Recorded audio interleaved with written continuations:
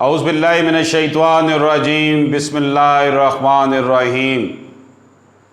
کیا سناتا ہے مجھ کو ترک و عرب کی داستان، مجھ سے کچھ پنہاں نہیں اسلامیوں کا سوز و ساز۔ مشرق وسطیٰ کے لیے اسٹریٹجک ایجنڈا لائیں گے، اسرائیل سے امن قائم کرنے والے ممالک کے مسلمان مسجد اقصیٰ میں نماز پڑھ سکیں گے۔ امریکہ، اسرائیل، امارات کا اعلامیہ۔ اسرائیل امارات تاریخی امن سمجھوتا، دونوں ملک اگلے ہفتے سفارتخانوں کے قیام، سرمایہ کاری، سیاحت، براہ راست پروازوں، سیکورٹی، ٹیکنالوجی، توانائی، ثقافت اور دیگر معاہدے کریں گے۔ ٹرمپ۔ اسرائیل امارات تاریخی امن سمجھوتا، دونوں ممالک اگلے ہفتے سفارتخانوں کے قیام، سرمایہ کاری، سیاحت، براہ راست پروازوں، سیکورٹی، ٹیکنالوجی، توانائی، ثقافت اور دیگر معاہدے کریں گے۔ امریکہ، اسرائیل، امارات کے مشترکہ اعلامیے میں کہا گیا ہے کہ مشرق وسطیٰ کے لیے اسٹریٹجک ایجنڈا لائیں گے، اسرائیل سے امن کرنے والے ممالک کے مسلمان مسجد اقصیٰ میں نماز پڑھ سکیں گے۔ امریکی صدر نے کہا ہے کہ خطے میں اسرائیل اور دیگر عرب مسلم ممالک کے مابین مزید سفارتی کامیابیاں متوقع ہیں۔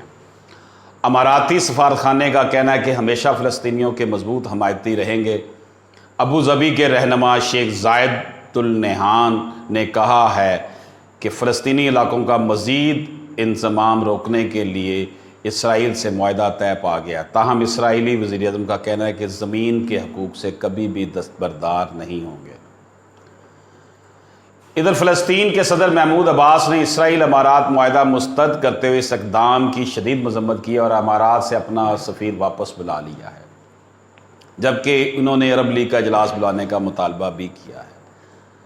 اس کی تفصیلات کچھ اس طرح سے ہیں کہ امریکہ، اسرائیل اور متحدہ عرب امارات کی جانب سے جاری مشترکہ اعلامیے کے مطابق امریکی صدر ڈونلڈ ٹرمپ، اسرائیلی وزیر اعظم یاہو اور ابوظبی کے ولی عہد شہزادے اور متحدہ عرب امارات کے ڈپٹی سپریم کمانڈر شیخ محمد بن زید نے گزشتہ روز گفتگو میں کی، جس میں متحدہ عرب امارات اور اسرائیل کے درمیان تعلقات کو مکمل معمول پر لانے کا اتفاق کیا گیا۔ یہ تاریخی سفارتی پیش رفت مشرق وسطیٰ کے خطے میں امن کو آگے بڑھائے گی۔ یہ اقدام ان تین رہنماؤں کے ویژن اور جرأت مندانہ سفارتکاری کا ثبوت ہے اور ایک نیا راستہ کھینچنے کے لیے متحدہ عرب امارات اور اسرائیل کی ہمت ہے، جو اس خطے میں عظیم قابل استعمال وسائل کو جو ہے کھول دے گی۔ تمام تین ممالک بہت سے مشترکہ چیلنجز کا سامنا کرتے ہیں اور آج کی تاریخی کامیابی جو ہے اس میں اس حوالے سے وہ بڑے پرجوش ہیں کہ ہم اس سے فائدہ اٹھائیں گے۔ یہ میں آپ کو رپورٹ پڑھ کے سنا رہا ہوں، یہ میرے جذبات نہیں ہیں۔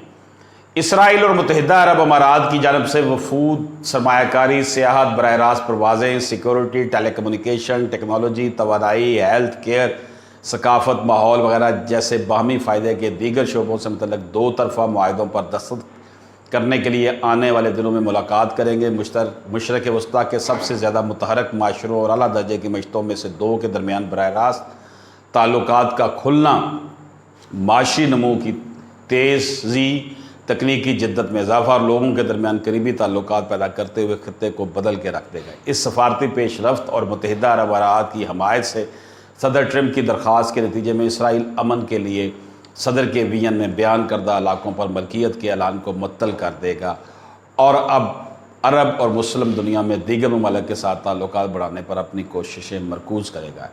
امریکہ، اسرائیل اور متحدہ عرب امارات پر اعتماد ہیں کہ اضافی سفارتی پیش رفتیں دیگر اقوام کے ساتھ ممکن ہیں اور اس مقصد کے حصول کے لیے مل کر کام کریں گے۔ متحدہ عرب امارات اور اسرائیل کورونا وائرس کے لیے ویکسین کی تیاری اور علاج کے حوالے سے فوری طور پر تعاون کو بڑھائیں گے۔ اکٹھے کام کرتے ہوئے یہ کوششیں پورے خطے میں مسلمان، یہودی اور عیسائی زندگیوں کو بچانے میں مدد دیں گی۔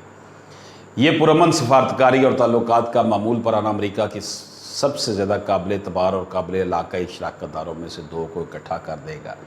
اسرائیل اور متحدہ عرب امارات امریکہ کے ساتھ مل کر مشرق وسطیٰ کے لیے ایک اسٹریٹجک ایجنڈا لائیں گے تاکہ سفارتی، تجارتی اور سیکورٹی تعاون کو بڑھایا جا سکے۔ آج کا معاہدہ متحدہ عرب امارات، اسرائیل اور خطے کے لوگوں کے لیے زندگیاں بہتر بنانے کی راہ ہموار کرے گا۔ امریکہ اور اسرائیل، میں یہ آپ کو AFP جو نیوز ایجنسی ہے یہ اس کی خبر دے رہا ہوں.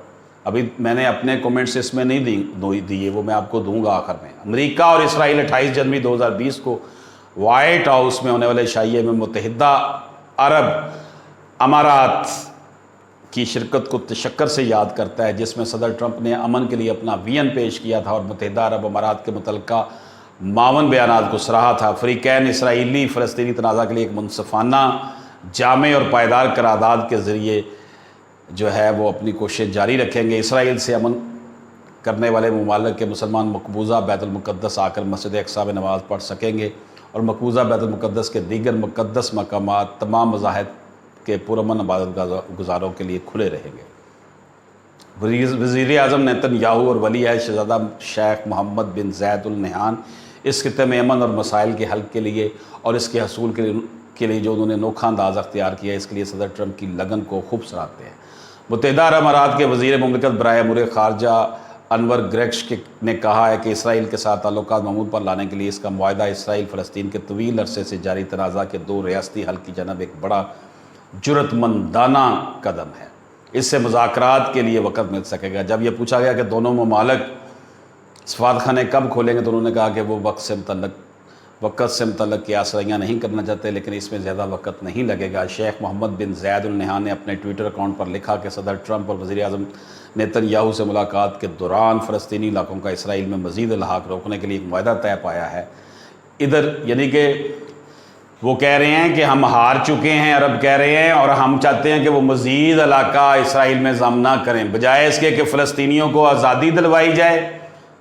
پوری دنیا میں آزادی کی تحریکیں عروج پر ہیں، اور یہ جو کھویا ہوا علاقہ اسرائیل نے قبضہ کیا ہوا ہے، یہ اس کے اوپر کہتے ہیں جناب ہم یہ ان سے منت سماجت کرنے کا یہ معاہدہ کر رہے ہیں کہ بھئی آپ مزید علاقوں پر جو ہے وہ قبضہ نہ کیجیے گا، باقی جو آپ نے کیا ہے وہ کر لیں.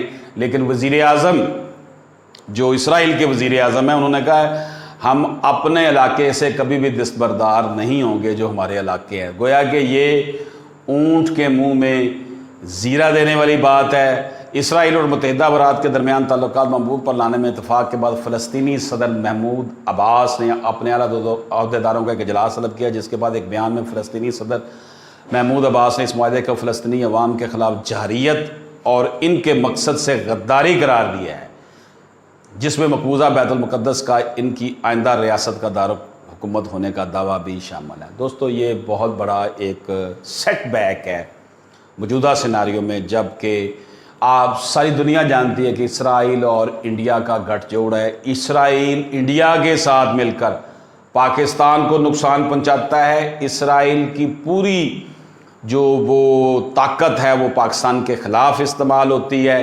اسرائیل نے جو ہے وہ نہتے فلسطینیوں کو روز مار رہا ہے، ان کے علاقوں پر قبضہ کیا ہوا ہے، بجائے اس کے کہ اس کے اس اقدامات کے اوپر کوئی ایسا احکامات جاری کیے جاتے کہ اس سے علاقہ خالی کروایا جاتا.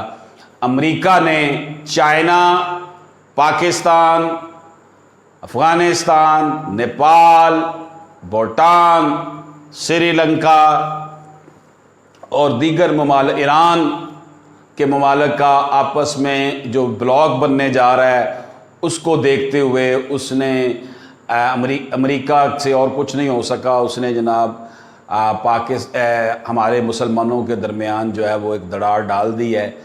عرب جو ہیں ان کی طاقت کا سب کو پتہ ہے کہ یہ یاشیوں میں پڑے ہوئے ہیں، ان کے کوئی حالات نہیں ہیں، ان کی ساری جو ساورنٹی ہے وہ ساری کتابوں کاغذوں میں، ہمیشہ پاکستانی فوج جا کر ان کے لیے لڑی ہے.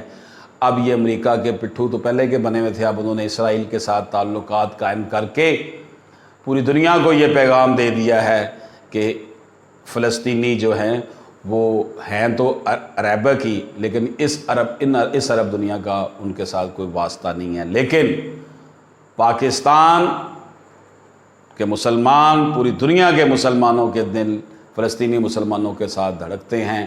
ہم جب کہ کشمیر کی آزادی کی بات کر رہے ہیں، ہم افغانستان سے امریکہ کو بھگایا گیا ہے، ان حالات میں اسرائیلی تسلط کو مان لینا عرب دنیا کے لیے بہت بڑا جو ہے یہ المیہ ہے. مسلمانوں کے لیے کوئی بات نہیں ہے.